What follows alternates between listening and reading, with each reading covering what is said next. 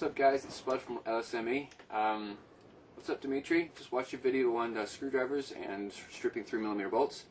DeWalt actually makes a tool that does exactly what you want it to do, and it's straight out of the box, and it's really lightweight. It's easy on your wrist. It's easy on everything you've got.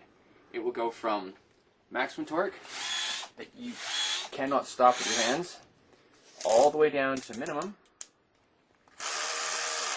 Just 2 fingers will stop it, so there's no way you're stripping a 3mm bolt with that.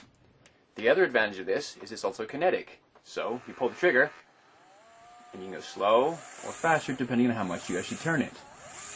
Or it goes backwards.